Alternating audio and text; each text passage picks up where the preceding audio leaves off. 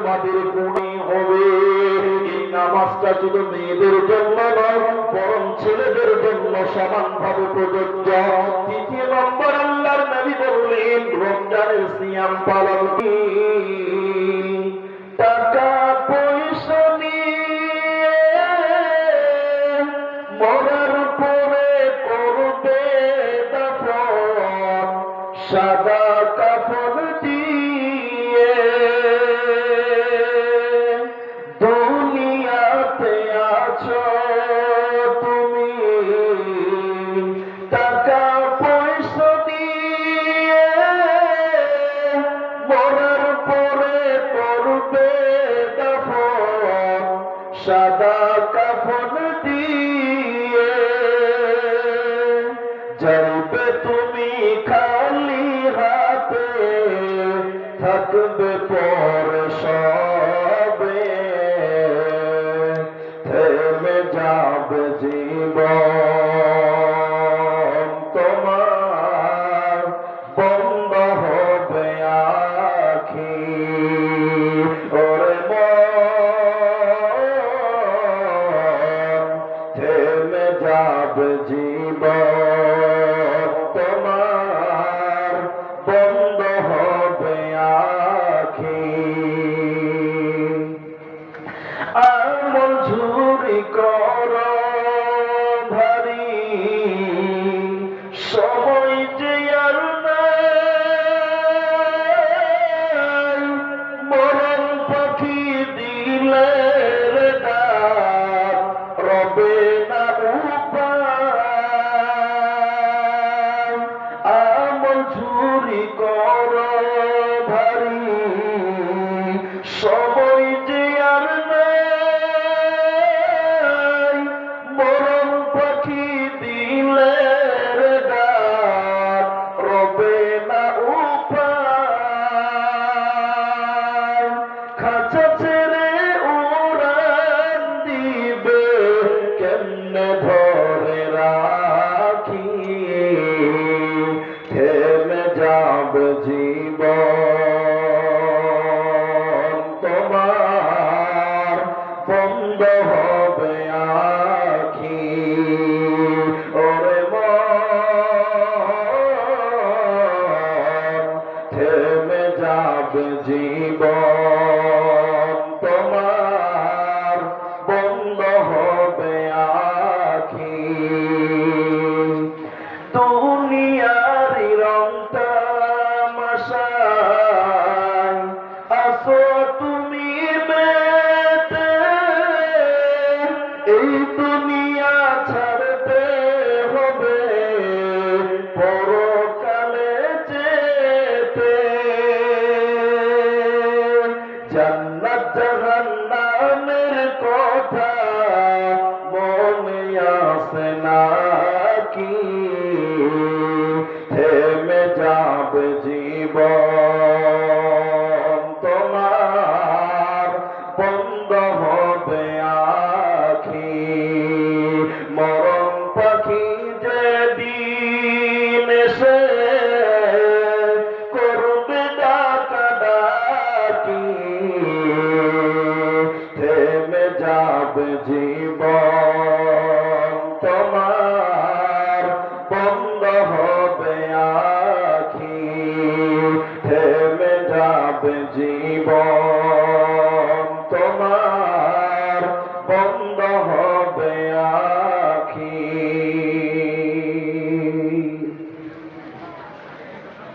উপস্থিত চলমান সভার সুযোগ্য সভাপতি,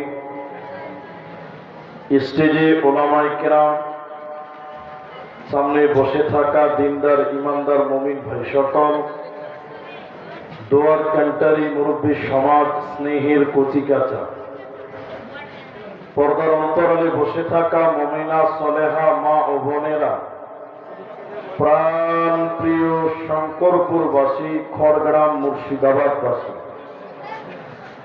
সর্ববিশেষে মহান আল্লাহ তাবারক ওয়া তাআলার প্রশংসা জ্ঞাপন করি যে আল্লাহ তাবারক ওয়া তাআলা আমাদেরকে এক মাদ্রাসা কেন্দ্রিক আয়োজিত মাহফিলে বসিয়ে কোরআন এবং হাদিসের আলোচনা করা, আপনাদের শ্রবণ করার যিনি তৌফিক ইনায়াত করেছেন, সেই মহান মুনিবের দরবারে শুকরিয়া আদায় করি।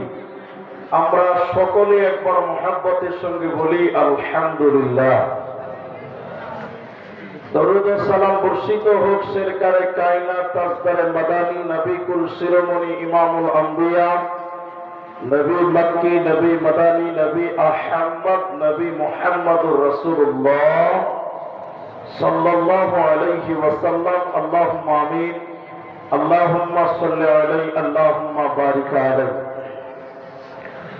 সম্মানিত উপস্থিতি, আমি কোরআনুল কারীম সূরা তাওবা থেকে একটি আয়াত এবং সূরা ইখলাস সম্পূর্ণটি পাঠ করেছি, আর হাদিসে নববী থেকে একটি মাত্র হাদিসের টুকরো তিরমিজি থেকে তেলাওয়াত পাঠ করেছি।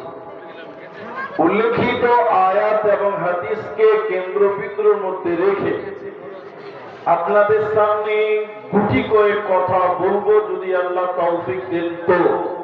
আলাইহি তাওয়াক্কালতু ওয়া ইলাইহি উনীব। আমার মায়েরা এবং ভাইরা, বিগত বছর 12টার আগেই সম্ভবত উঠেছিলাম এবং কোরআন সম্পর্কে বক্তব্য রেখেছিলাম, যা আমার মনে হচ্ছে। আর গত বছর জলসাতে বলেছিলাম যে আগামী বছরে যদি আসি তাহলে জান্নাতের সুসংবাদ প্রাপ্ত দল, সেই বৈশিষ্ট্যগুলো বলবো বলেছিলাম। আমি যদিও ভুলে গেছিলাম, মাদ্রাসার রুমে একজন বলেছে, স্টেজে একজন বলল। ইনশাআল্লাহ সেই বিষয়ের উপরেই কথা বলবো, যদি আল্লাহ তৌফিক দেন তো। আলাইহি তাওয়াক্কালতু ওয়া ইলাইহি উনীব।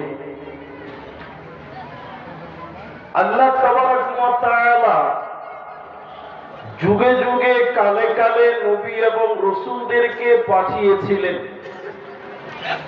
কোরআন বলছে, ওয়ালাকাদ বাআসনা ফি কুল্লি উম্মাতির রাসূলান আন ইবুদুল্লাহ।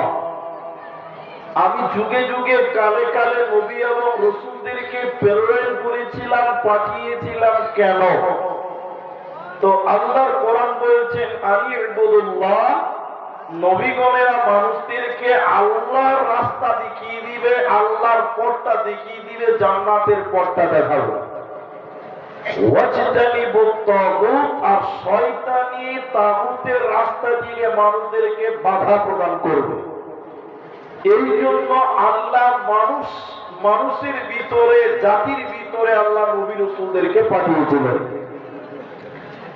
তো নবী রাসূলদের মাধ্যমে আল্লাহ বহু মানুষকে জান্নাতের সংবাদ দিয়েছেন। তার মধ্যে আমাদের নবী খাস করে 10 জন সাহাবীকে জান্নাতের সংবাদ দিয়েছিলেন। এখন যারা 2024 সালে বেঁচে আছি, আপনি এবং আমি, আর কোন নবী আসবে না। লা নবিয়্যা বাদা ওয়ালা উম্মাতা বাদা উম্মাহ। আর কোন নবী আসবেন না, আর কোন রাসূল আসবেন না। বিধায় আসমান থেকে জিবরাইল আর পৃথিবীতে এই সংবাদ নিয়ে আসবে না যে কে জান্নাতি কে জাহান্নামী। তাহলে আমরা যারা বেঁচে আছি, আমাদের ভিতর থেকে কে জান্নাতি এই সংবাদটা দেবেন কে? আল্লাহর জান্নাতের সুসংবাদটা পাবে কে? যেহেতু আর কোন নবী নেই, আর কোন রাসূল নাই। তো আল্লাহ তাবারাক ওয়া তাআলা বলেছেন, আমি আল্লাহ স্বয়ং পৃথিবীর বান্দাদেরকে জান্নাতের সুসংবাদ দিব। কাকে দিবেন আল্লাহ? আল্লাহ বলেছেন, যার ভিতরে, যে ব্যক্তির ভিতরে 8টা আমল পাওয়া যাবে, 8টা গুণ পাওয়া যাবে, আমি আল্লাহ সেই ব্যক্তিকে জান্নাতের সুসংবাদ দিব। বলেন সুবহানাল্লাহ। তাহলে আপনাকে আমাকে দুনিয়াতে জান্নাতের সুসংবাদ নিতে গেলে 8টা গুণ রাখতে হবে, 8খানা আমল করতে হবে। যে আটটার ভিতরে প্রথম নম্বর আল্লাহ তাবারাক ওয়া তাআলা বলেন আত-তাইবুন,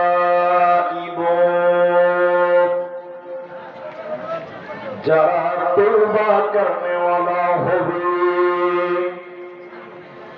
যারা ইস্তেগফার করবে, ক্ষমা করবে, আল্লাহর কাছে যারা ইস্তেগফার করবে, ক্ষমা চাইবে, আল্লাহ বলেন আতাদুন, আমি আল্লাহ যার ভিতরে পাবো ওই ব্যক্তিকে আমি আল্লাহ জান্নাতের সুসংবাদ দিব, ওই ব্যক্তিটা জান্নাতে যাবে।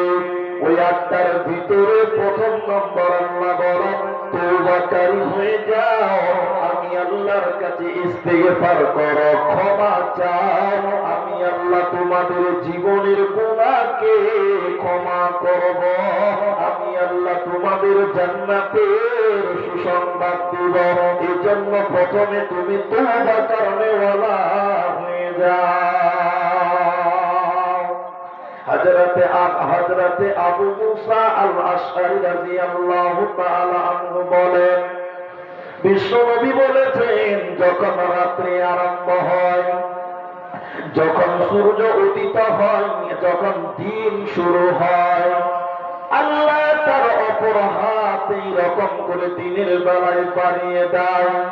আল্লাহ নিজের হাত এইরকম পৃথিবীর দিকে দিনের বেলায় বাড়িয়ে দেয়, বাড়িয়ে দিয়ে আল্লাহ দিনের বেলায় বলতে থাকে, ও রাতের পাপীরে, যারা রাতের বেলায় গুনাহ করেছ, রাতের বেলায় পাপ করেছ, জিনা করেছ, ব্যভিচার করেছ, আমি আল্লাহ তোমাদের দিকে দিনের বেলায় হাত বাড়িয়েছি বান্দা, তোমরা আমি আল্লাহর কাছে ক্ষমা চাও, তোমরা আমি আল্লাহর কাছে ইস্তেগফার করো, আমি আল্লাহ তোমাদের দিকে হাত বাড়িয়েছি বান্দা, আমি তোমাদের রাতের পাপকে দিনের বেলায় ক্ষমা করে দিব, তোমাদের গুনাহ থাকবে না। এরপর বিশ্বনবী বললেন, শুনে নাও, যখন রাত্রি আরম্ভ হয়, যখন সূর্য ডুবে যায়, রাত শুরু হয়ে যায়, আল্লাহ তাবারাক ওয়া তাআলা তার অপর হাত এইরকম পৃথিবীর দিকে বাড়িয়ে দেয়, অন্য হাত পৃথিবীর দিকে আল্লাহ বাড়িয়ে দিয়ে বলতে থাকে, ও দিনের পাপীরে, তোমরা শুনে নাও, যারা দিনের বেলায় পাপ করেছো, গুনাহ করেছো, জিনা করেছো, ব্যভিচার করেছো, আমি আল্লাহ রাতের বেলায় তোমাদের দিকে হাত বাড়িয়েছি বান্দা, তোমরা আমি আল্লাহর কাছে ক্ষমা চাও, আমি আল্লাহ তোমাদের দিনের পাপকে রাতের বেলায় ক্ষমা করে দেব। বিশ্বনবী বলছেন, যতদিন সূর্য উল্টো দিক থেকে না উঠবে, কিয়ামতের পূর্বে সূর্য উল্টো দিক থেকে উঠবে, ততদিন পর্যন্ত আল্লাহ তার বান্দাদেরকে এইভাবে ডাকতে থাকবে, তোমরা আমি আল্লাহর কাছে ক্ষমা চাও, আমি আল্লাহর কাছে মাফ চাও, আমি আল্লাহ তোমাদের জীবনের গুনাহকে ক্ষমা করব। শুধু তাই নয়, জীবনের গুনাহকে ক্ষমা করে আমি আল্লাহ তোমাদের জান্নাতের সুসংবাদ দিব। এজন্য আল্লাহ তাবারাক ওয়া তাআলা বলেন, আত-তাইবুন, তোমরা তওবাকারী হয়ে যাও, আমি আল্লাহর কাছে ক্ষমা চাও, আমি তোমাদের জীবনের গুনাহকে ক্ষমা করে জান্নাতের সুসংবাদ দিব। আর যারা তওবা করবে না, ইস্তেগফার করবে না, ক্ষমা চাইবে না, আমি আল্লাহ তাদের জান্নাত দেব না, ক্ষমা পাবে না, পাবে না।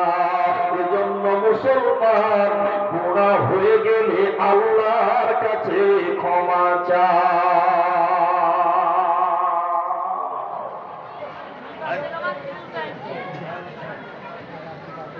আল্লাহর নবীর কাছে দুই গ্রুপের কিছু লোক এসেছে। একদল লোক এসে বললেন, ইয়া রাসূলুল্লাহ, আমরা জীবনে অনেক মানুষ মারা করেছি, হত্যা করেছি। আল্লাহর নবী, আমরা জীবনে অনেক মানুষ মারা করেছি, আমাদের হত্যার পাপের ব্যাপারে, আমাদের মানুষ মারার ব্যাপারে ইসলাম কি বলেন, আল্লাহ কি বলেন, একটু দয়া করে আপনি বলুন। অপর বলেন লোক এসে বললেন, ইয়া রাসূলুল্লাহ, জীবনে অনেক জেনা করেছি, ব্যভিচার করেছি, নারীদের ইজ্জত নিয়েছি। আল্লাহর নবী, আমাদের জেনার পাপের ব্যাপারে, আমাদের ব্যভিচারের ব্যাপারে ইসলাম কি বলে, কোরআন কি বলেন, আল্লাহ কি বলেন, একটু দয়া করে আপনি বলুন। এরা দুই গ্রুপের লোক যখন নবীর কাছে জিজ্ঞাসা করলো, প্রশ্ন করলো, তো আল্লাহ তাবারাক ওয়া তাআলা তখন তুরন্ত জিবরাইলকে বলছেন, জিবরাইল, তুমি এক্ষুনি আমার নবীর কাছে যাও, এক্ষুনি আমার নবীর কাছে যাও। কিছু লোক নবীকে জিজ্ঞাসা করছে, সওয়াল করেছে, তুমি উত্তরটা নিয়ে যাও, তাদের সামনে উত্তরটা তুমি নবীকে শিখিয়ে দাও, দিয়ে দাও। এরা যখন দুই গ্রুপের লোক জিজ্ঞাসা করলো, আল্লাহ তাবারাক ওয়া তাআলা জিবরাইল মারফত কোরআনের আয়াত নাযিল করেছে। জিবরাইল এসে বললেন, ইয়া রাসূলুল্লাহ, কুল ইয়া ইবাদিয়াল্লাযীনা আসরাফু, হে নবী, আপনি তাদেরকে বলে দেন যারা আপনার জিজ্ঞাসা করেছে, আপনাকে সওয়াল করেছে, যারা জেনা করেছে, ব্যভিচার করেছে, মানুষ মার্ডার করেছে, আলা আনফুসিহিম, নিজের নফসের প্রতি যারা জুলুম করেছে, নবী হে, আপনি তাদেরকে বলে দেন, লা তাকনাতু মির রাহমাতিল্লাহ, তারা যেন আল্লাহর রহমত থেকে বঞ্চিত না হয়, আল্লাহর দয়া থেকে যেন তারা বঞ্চিত না হয়। নবী তাদেরকে বলে দিন, যারা গুনাহ করেছে, জিনা করেছে, মানুষ মার্ডার করেছে, তাদেরকে বলে দিন, লা তাকনাতু মির রাহমাতিল্লাহ, তারা যেন আল্লাহর রহমত থেকে বঞ্চিত না হয়। ইন্নাল্লাহ, নিশ্চয়ই আল্লাহ তাবারাক ওয়া তাআলা ইয়াগফিরুয যুনুবা জামিআ, জীবনের সমস্ত গুনাহ আল্লাহ ক্ষমা করে দেবেন। ওকে নবী বলে দেন, যারা গুনাহ করেছে, পাপ করেছে, তুমি তাদেরকে বলে দাও, আল্লাহর কাছে ক্ষমা চাইবে, আমি আল্লাহ তাদের জীবনের গুনাহকে ক্ষমা করব, এদের কোনো চিন্তা হবে না, হবে না। এজন্য আল্লাহ আটটা কথা বলেছেন কোরআনের ভিতরে। প্রথম নম্বর বলছেন, তোবা করনে ওয়ালি হয়ে যায়, মিটিয়ে দিব, তোমাদের কোনো চিন্তা থাকবে না, হবে না, হবে না। আর যারা গুনাহ করার পর আল্লাহর কাছে ক্ষমা চাইল না, আল্লাহর কাছে ইস্তিগফার করল না, আল্লাহ তাদেরকে ক্ষমা করবে না, আর আল্লাহ তাদের জান্নাত দেবে না, হবে না, হবে না। এজন্য মুসলমান, গুনাহ হয়ে যেতে পারে, এটা স্বাভাবিক, আল্লাহর কাছে তওবা করো, আল্লাহ তোমার জীবনের গুনাহকে মিটিয়ে দিবে।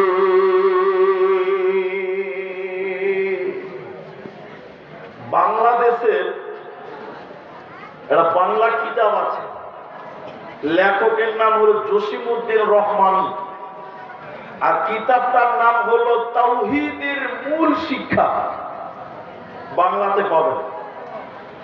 ওই কিতাবের এক জায়গাতে একটা বিষয় লিখেছেন, বিষয় তুলে ধরেছেন, বিষয়টার নাম হলো পীরের কাছে মুরিদ হওয়া ফরজ।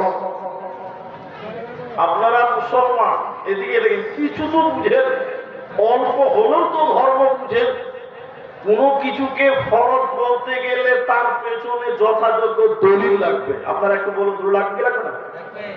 দলিল ছাড়া কোনো কিছুকে ফরজ বলা যাবে যাবে না। তো বলছে যে পীরের কাছে মুরিদ হওয়া ফরজ। বলছে কেন ফরজ? এবার বলছেন, এবার দেখেন, আপনি কি ভাবছেন যে যে ফরজ বলছে ওর কাছে দলিল নাই? আপনার কি দলিল নাই? দলিল ওর কাছেও আছে, তো কিতাবের জোরে নয়, ওর কাছে দলিল আছে চপার জোরে। বুঝলেন? বলছেন কেন ফরজ? দলিল দিলেন, চপার জোরে দলিল দিলেন। দলিল বলছে কি? যে কোন মানুষ যদি অঢেল গুনাহ করে, অনেক গুনাহ করার পর আল্লাহর কাছে এই গুনাহগার লোকটা যদি ক্ষমা চাই, তওবা করে, তো আল্লাহ তার জীবনের গুনাহকে মাফ করবে না। বলুন নাউযুবিল্লাহ। তাহলে কি করে মাফ হবে? তো তখন তিনি লিখছেন যে পীরের কাছে মুরিদ হওয়া ফরজ। কি করে ক্ষমা হবে বলে শোনো, এই গুনাহগার লোকটা একটা যোগ্য পীরের কাছে যে মুরিদ হবে, এই মুরিদ তার গুনার কথা তার পীর সাহেবের কাছে যে কাকুতি বিনীত করিয়া বলিবেন, পীর তাহার আল্লাহর কাছে কাকুতি বিনীত করিয়া বলিবেন, তো আল্লাহ তাকে ক্ষমা করবেন, নচেত আল্লাহ তাকে ক্ষমা করবে না। বলুন নাউযুবিল্লাহ। আল্লাহ কোরআন বলছে তুবু ইলাল্লাহ তাওবাতান নাসুহা, খালিস নিয়তে তোমরা আল্লাহর কাছে তওবা করো, আমি আল্লাহ তোমাদের জীবনের যাবতীয় গুনাহকে ক্ষমা করব। চলুন হাদিস আরেকটা শোনায় আপনাকে।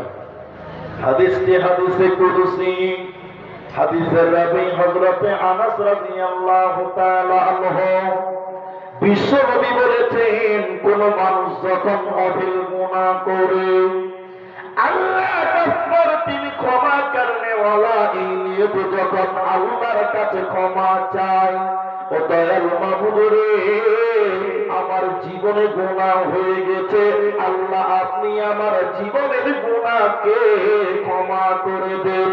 তো বিশ্বনবী বলেছেন শুনে নাও, তোমার পাপ যদি আসমান পরিমাণ হয়, তোমার গুনাহ যদি আকাশ পরিমাণ হয়, আকাশ পরিমাণ গুনাহ করার পর আল্লাহ ক্ষমা করনে ওয়ালা, এই নিয়ে যদি ক্ষমা চান, আল্লাহ আপনার আসমান পরিমাণ গুনাহকে ক্ষমা করে দিবে। এরপরে নবীজি বলছেন উম্মত শুনে নাও, তোমার পাপ যদি দুনিয়া বরাবর হয়ে যায়, পৃথিবী সম পরিমাণ যদি তুমি গুনাহ করো, এরপরে আল্লাহ ক্ষমা করনে ওয়ালা, এই নিয়ে তো যদি আল্লাহর কাছে ক্ষমা চাই কোন মুসলমান, ও দয়াল মাবুদ রে, আপনি গফফার, ক্ষমা করনে ওয়ালা, আয় আল্লাহ আপনি আমার জীবনের গুনাহকে ক্ষমা করে দেন। তো বিশ্বনবী বললেন শুনে নাও, আল্লাহ তোমার দুনিয়া বরাবর গুনাহকে ক্ষমা করবে। আল্লাহ কারো তাওয়াক্কা করেন না, আল্লাহ কারো পরোয়া করেন না। এজন্য মুসলমান তওবাকারী হয়ে যাও, আল্লাহ তোমাদের জীবনের গুনাহকে মিটিয়ে দেবে, কোনো চিন্তা হবে না, হবে না।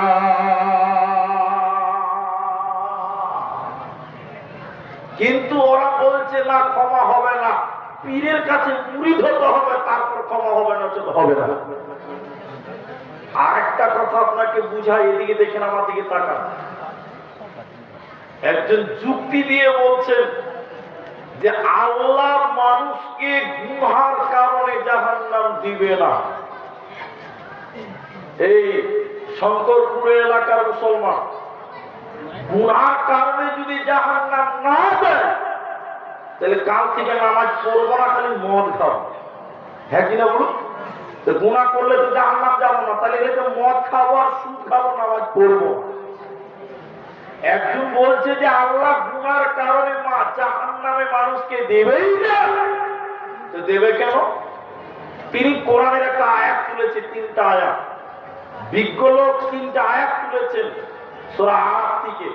তার একটা যুক্তি দিয়েছে কেন আল্লাহ মানুষকে গুনার কারণে জাহান্নাম দেবে না, তো দিবে কেন? এবার তিনি বলছেন, দেখো আপনারা একটু বুঝার চেষ্টা করলে বুঝাতে পারবেন। মনে করলেন এর ভিতরে কাউরি নাম আছে সেলিম, কি নাম? সেলিম। তো সেলিমকে ফেরেশতা ধরেছে কিয়ামতের দিন জাহান্নাম যাওয়ার জন্য, চল জাহান্নাম যাবি, চল চল জাহান্নাম যাবি। তো সেলিম বলছে হ্যাঁ তোর কথায় জাহান্নাম যাবো, তোকে মজা লাগছে নাকি, যাবো না। আর ফেরেশতা বলছে আল্লাহ তোমার এই সেলিম জাহান্নাম যাবে না বলছি যে। তাহলে আল্লাহ বলছেন আমরা সবাই সেলিম মনে করেন, কথা কি বুঝতে পারছেন আপনারা? আল্লাহ আপনাকে আমাকে জিজ্ঞাসা করবে চল চল জাহান্নাম চল, তখন আমরা সবাই একটা কথা বলবো, আল্লাহ কেনে যাবো। বলবো কি বলবো না? এরা কথা বলে না, বলবে কি বলবে না? বলবে আল্লাহ কেনে যাবো।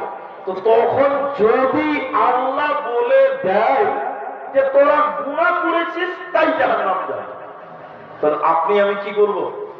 নবী বলেছেন কুল্লু বানি আদম খাত্তাউন, বানি আদমের ছেলে মেয়েরা গুনাহ করবে। আল্লাহ নবী বলেছেন মানুষেরা গুনাহ করবে। আল্লাহ তুমি গুনার কারণে জাহান্নাম দিবে, তো নবী তো বলেই দিয়েছে আমরা গুনাহ করব। তাহলে আমি গুনাহ করেছি মানে নবীর কথা ঠিক কাজ করে দিয়েছি আমি।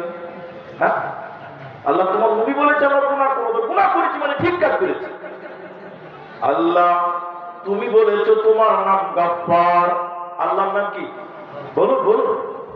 গাফফার। আল্লাহ তুমি বলেছো তোমার নাম ক্ষমা করনেওয়ালা। তাহলে আল্লাহর ডিউটি ক্ষমা করা আর মানুষের ডিউটি হলো গুনাহ করা। ঠিক কিনা বলো না? হ্যাঁ বলে না? আল্লাহ গুনাহ করেছি মানে ঠিক কাজ করেছি, আমার তো ডিউটি ছিল এটা। আল্লাহ তোমার ডিউটি ক্ষমা করা, তুমি কেন ক্ষমা চাওনি, ক্ষমা করনি? তাহলে বিপদ কার? হ্যাঁ, কে বলছে? আল্লাহ। আল্লাহ বিপদ হবে? জি না। এই জন্য তিনি কোরআনের আয়াত দিয়ে বলেছেন আল্লাহ মানুষকে গুনার কারণে নয়, বরং আল্লাহ সেদিন বলবে বান্দা ওই গুনাহটা আমি আল্লাহর কাছে ক্ষমা না চাওয়ার কারণে। আমি আল্লাহ বারবার তোদেরকে দেখেছিলাম তোরা আমি আল্লাহর কাছে ক্ষমা চা, কিন্তু দুনিয়াতে তোরা অলসের ভূমি বুঝেছিলি রে। তোরা আমি আল্লাহর কাছে ক্ষমা চাইলি না, ও ক্ষমা না চাওয়ার কারণে তোরা আজকে জাহান্নাম যা। অত গুনার কারণে নয়, বরং গুনাহ মাফ না চাওয়ার কারণে তোরা জাহান্নাম যা। এজন্য মুসলমান তওবাকারী হয়ে যাও, আল্লাহ ক্ষমা করে দিবেন, আল্লাহ জীবনের গুনাহ মাফ করে দিবে, কোনো চিন্তা হবে না। দ্বিতীয় নম্বর আল্লাহ তাবারাক ওয়া তাআলা বলেন একটা গুণ যার ভিতরে থাকবে আমি আল্লাহ তাকে জান্নাতের সুসংবাদ দিব। তৃতীয় নম্বর আল্লাহ বলেন আল্লাহ আবিদ ইবাদত করনে ওয়ালা হয়ে যাও। মুসলমান তুমি ইবাদতকারী হয়ে যাও। আল্লাহ তাবারাক ওয়া তাআলা তোমাকে সৃষ্টি করেছে ইবাদতের জন্য। আল্লাহর কোরআন বলেন ওমা খালাকতুল জিন্না ওয়াল ইনসা ইল্লা লিয়াবুদুন, আমি মানব এবং দানবকে সৃষ্টি করেছি কেন? তারা যেন শুধুমাত্র আমি আল্লাহর ইবাদত করবে। এজন্য আল্লাহ বলেছে মুসলমান যদি তুমি জান্নাতের সুসংবাদ গ্রহণ করতে চাও তাহলে দুনিয়াতে তোমাকে বেশি আল্লাহর ইবাদতে সময় কাটাতে হবে, আল্লাহর ইবাদত করতে হবে। এজন্য তুমি ইবাদত করনেওয়ালা হয়ে যাও।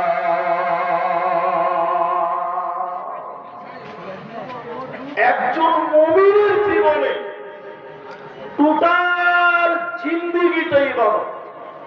একটা মুমিনের টোটাল জীবনটার নাম হলো ইবাদত। বলে কেন? এদিকে দেখেন, একজন মুমিন যদি বাথরুমে যায়, পায়খানাতে যায়, ওই যাওয়াটাও ইবাদত বলে গণ্য হবে। আপনি বলবেন বলনা পায়খানাতে গেলেও ইবাদত? বলে হ্যাঁ। তাহলে এবার আপনি বলবেন সারাদিন পায়খানাতে বসে থাকবো নাকি? জি না, পায়খানাতে যাওয়াটা ইবাদত মুমিনের জন্য। বলে কেন? আপনি বাঁ পা আগে দিয়ে যান, দুয়া পড়ে যান, তাহলে আপনি যদি রসুলের মতন করে যান, বের হওয়ার সময় ডান পা আগে দেন, দুয়া পড়ে বেরিয়ে যান, আপনি রসুলের তরিকায় যদি বাথরুমে যান তাহলে বাথরুমে যাওয়াটাও ইবাদত। ইবাদত হবে না? হবে। আপনি ঘুমাচ্ছেন, আপনার ঘুমটাও ইবাদত। আপনি ঘুমাবেন, আপনার ঘুমটাও ইবাদত। বলে কেন? দোয়া পড়ে ঘুমান, জিকির করে ঘুমান, রসুল যে দোয়াগুলো বলতেন, যে সূরাগুলো পড়তেন ঘুমান, ডান কাতে ঘুমান। আপনি ঘুমাবেন, ফেরেশতারা আপনার আমলনামায় নেকি লিখবে। বলুন সুবহানাল্লাহ। তাহলে আপনি ঘুমাবেন, আপনার ঘুমটাও ইবাদত। অতএব তুমি ইবাদত করনে वाला হয়ে যাও। মুমিন রাস্তা দিয়ে হাঁটবে সেটাও ইবাদত, মুমিন ঘড়ি পরবে সেটাও ইবাদত, টোটাল জিন্দেগিটাই তার হতে হবে ইবাদত। এজন্য আল্লাহ তাবারক ওয়া তাআলা বলেছেন তোমরা ইবাদত করনে वाला হয়ে যাও। মায়েদের একটা ইবাদতের কথা বলে আমি 3 নাম্বারটা বলি। আল্লাহর নবী বললেন আল মারআতু ইযা সাল্লাত খামসাহা, মেয়েরা ইবাদত করনে वाली কারা হবে? কান করে শুনলেন। এই মেয়েদের হাদিসটা বললেন দুইটি আপনাদের জন্য কাজে লেগে যাবে।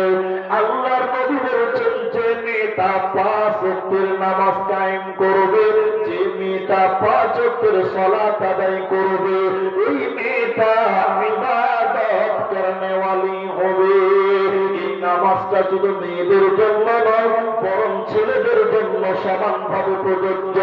2 নম্বর আল্লাহর নবী বললেন এটাও মুসলমানদের জন্য ইবাদত, তাতে নারী হোক কিংবা পুরুষ হোক, নর হোক কিংবা নারী হোক, নামাজ একটা ইবাদত, রোজা একটা ইবাদত। আর নারীদের 2 নম্বর ইবাদতটা হলো কি? আহসানাত ফরদাহা, স্বামীর মালের হেফাজত করা। স্বামীর মালের হেফাজত করা নারীদের জন্য ইবাদত। আর নাম্বার 4 আতাত বালাহা, আর স্বামীর কথা মতন জীবন যাপন করা। এই 4টা গুণ যে নারীটার থাকবে, এই মেয়েটা হলো ইবাদত করনে वाली। আল্লাহ সেই নারীকে জান্নাতে দিবে, কোনো চিন্তা হবে না। এজন্য আল্লাহ বলেছেন আল আবিদু ইবাদতকারী হয়ে যাও, তাহলে দুনিয়াতে কামিয়াব হবে, মরার পর জান্নাত হবে, কোনো চিন্তা হবে না, হবে না। নাম্বার 3 আল্লাহ তাবারক ওয়া তাআলা বলেন আল হামিদু, শুকরিয়া আদায়কারী হয়ে যাও। আল্লাহর শুকরিয়া আদায় করো, আল্লাহর প্রশংসা করো। মুসলমান না শুকরি করবে না, করবে না। কিন্তু আমাদের সমাজে অনেক মুসলমান আল্লাহর জমিনে বাস করে, আল্লাহর শুকরিয়া আদায় করে না। আছে না? এদিকে দেখেন, আপনারা দেখেন, একজন একটা সালাম দিচ্ছে এরকম, আসসালামু আলাইকুম চাচা, কেমন আছেন? আছি মোটামুটি। এই মোটামুটি আপনাদের দিকে নাই? হ্যাঁ, এরকম হাত তুলেছে, আসসালামু আলাইকুম কেমন আছেন? আছি মোটামুটি, অসাড়। কিন্তু মুমিন তুমি যে অবস্থায় থাকো না কেন, তোমার বুদ্ধি বের হবে আলহামদুলিল্লাহ। এরা কথা বলেন আলহামদুলিল্লাহ। যে অবস্থায় থাকো না কেন, তোমাকে আল্লাহর শুকরিয়া আদায় করতে হবে, কারণ তুমি আল্লাহর দুনিয়াতে রয়েছো, এটাই তো আল্লাহর কাছ থেকে অনেক পাওয়া। অনেক মানুষ আছে দেখবেন, অনেক মানুষ দুনিয়াতে আছে, তারা একটু গরিব, আল্লাহ গরিব বানিয়ে হয়তো পরীক্ষা করেছে, অর্থের দিক দিয়ে আল্লাহ পরীক্ষা করছে, কিন্তু বুঝবে না। বড় লোক দেখলে আল্লাহকে গালি দেয়, আল্লাহর উপরে নারাজ হয়, হয় না? একটা উর্দুতে পড়েছিলাম, একটা লোক রাস্তা দিয়ে হাঁটছে, তার পায়ে খুব গরম লাগছে, জুতা নাই, স্যান্ডেল নাই। লোকটা আফসোস করে করে কাঁদতে কাঁদতে বলছেন, আল্লাহ তুমি আমাকে এত গরিব বানিয়েছো, আমার পায়ে একটা স্যান্ডেল তুমি দাওনি। আল্লাহর উপরে দুঃখ প্রকাশ করছে, আল্লাহর উপর অভিযোগ করছে।